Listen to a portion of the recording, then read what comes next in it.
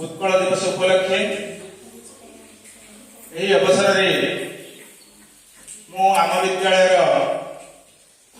गुरुजी गुरुमा एवं समस्त छात्र छात्री मानू हार्दिक अभिनंदन आ शुभेच्छा जनाऊँगी। पिला माने आमे कहीं पालन करते साइंस साहब तो कहीगले से विषय मुझे कहबी कहीं पालन करते समस्त बुझी सारे प्रत्येक वर्ष पालन करते बड़ पिला मैंने जान सान पिला मैंने जाना उत्कल दिवस कौन नहीं सी आम वर्णना करके तुमको कहया कथा सार कहले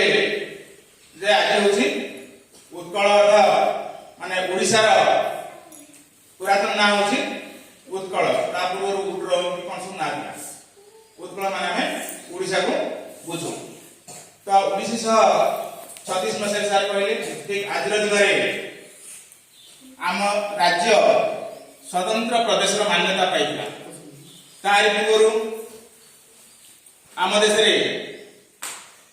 10टी राज्य थिला केतरा 10टी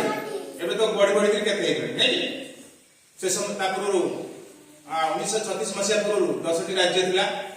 10टी राज्य रे सारा भारत वर्ष विभक्त होइतला 1936 मसीहा रे आम राज्य गोटे स्वतंत्र राज्यर मान्यता पाइला जमीक स्वाधीनता आमर स्वाधीनता संग्रामी माने बहुत लड़ाई करते आम प्रदेश गठन आम राज्य गठन आमर पूर्वपुरुष माने जो मानक ये आम फोटो स्थानित करूँ से आप्राण उद्यम उड़िया भाषा कहूबा लोक माने जो जो अंचल रोचंती एकजुट करी से माने गोटे प्रदेश गठन करने प्रचेषा चलते तो कौन है सर कहले जे किछि अंश बिहार मिसिक किछि अंश आमर पश्चिम बंग मिसिक आउ किछि अंश आंध्र प्रदेश मिसिक खंडे खंडे है जदिओ थिला किंतु लोक माने उड़िया भाषा कहते है ओडिया भाषा कथबार्ता होते से बंगाली माने बंगाली भाषा कथबार्ता हे किंतु जो अंचल तक थिला बंगला रे मिसिक थिला से अंचल लोक माने उड़िया भाषा भाषी कथा कहते सेते बेला पर्यंत उड़िया भाषा गोटे भाषा बोली मान्यता पाई नथिला बुझि पालो तो प्रथम गिरी से 1936 मसीहा आज अप्रैल 1 तारिख दिन पूर्व जी 10टा राज्य थिला तो प्रथम करी आम राज्य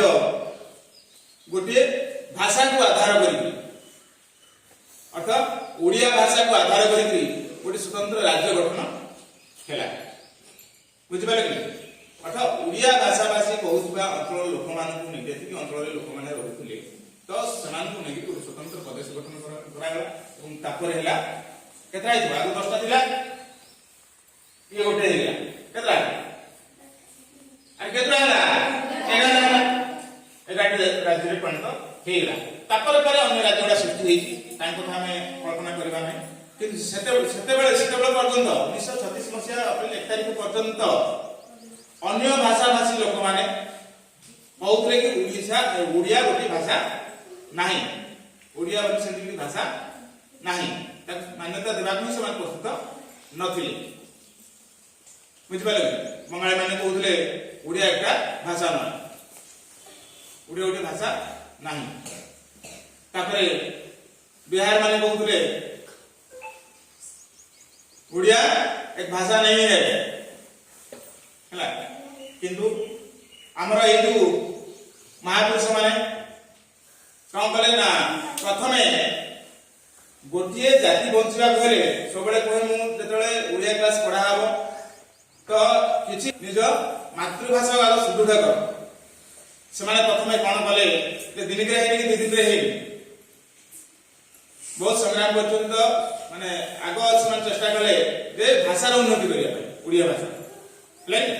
ओडिया ओडिया भाषा ଉପରେ ସେମାନେ बहुत लेखालेखि कले माने बहुत लेखक कवि माने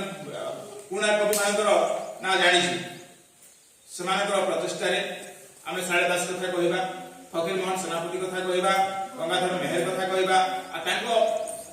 समाजकंद जतिक सब थिले तापरे बपबंधु दास तांको मंत्रसखा थिले मंत्रसखा कहले पांचु दास नहीं तो सेमाने अहरह चेष्टा चलेले एवं ओडिया को गोटे स्वतंत्र भाषार मान्यता